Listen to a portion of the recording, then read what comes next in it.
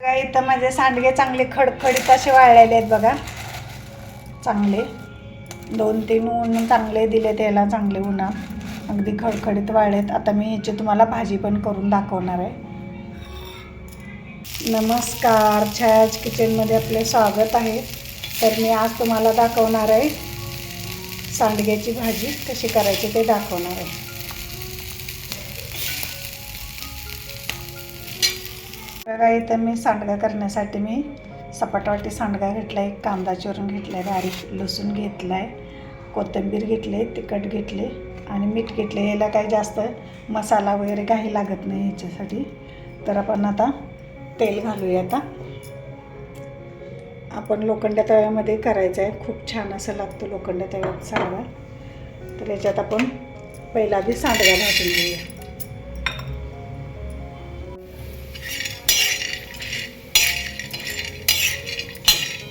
आपण थोडंसं लाल होईपर्यंत भाजून घ्यायचं आहे थोडंसं.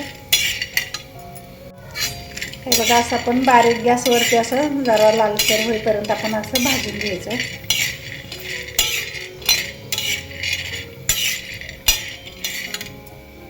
बघा इथं कलर चेंज झाला आहे सांडग्याचा. आपण आता काढून घेऊया प्लेटमध्ये. इथं आपला सांडगा पण भाजून झालेला आहे.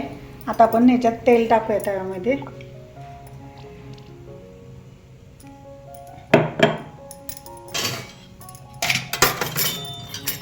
तेल पण आपलं गरम झालं. याच्यात आता मोहरी टाकूया, जिरे, लसूण,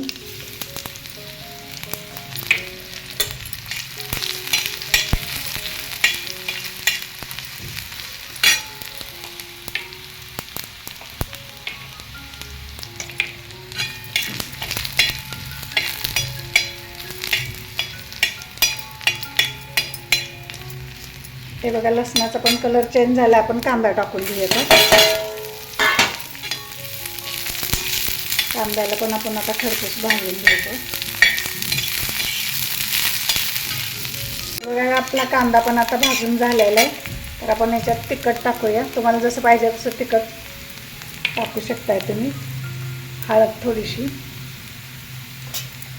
आणि हा सांडगा परत टाकून जरा त्याच्या कांद्याबरोबर परतून घ्यायचा थोडंसं.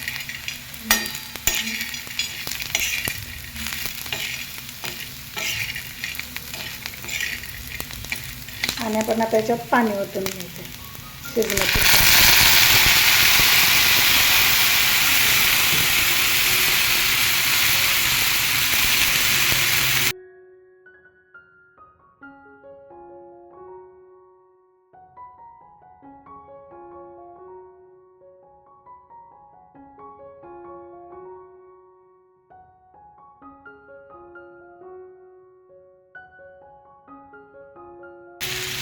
आणि चवीनुसार मीठ टाकूया आपण, थोडीशी कोथिंबीर आणि याला चांगला आता बारीक गॅसवरती आपण शिजू द्यायचं. ते बघा इथं माझं सांडगा शिजलेला आहे बघा. खूप असा वास पण छान असं यायला लागलेला आहे. काळा तव्यातला बघा सांडगा खूप असा छान तुम्ही पण करून बघा. खूप असं चविष्ट सांडगा लागतो. चला तर मग आपण आता याच्यावरती काढून घेऊया. इथं मी भाकरी, गाजर आणि मुळा घेतले. इथं माझी सांडग्याची भाजी करून तयार आहे. माझी रेसिपी आवडली तर लाईक करा, शेअर करा, सबस्क्राईब करा. धन्यवाद.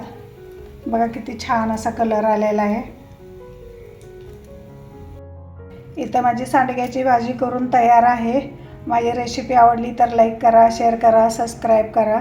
धन्यवाद. बघा मी खाऊन पण दाखवते.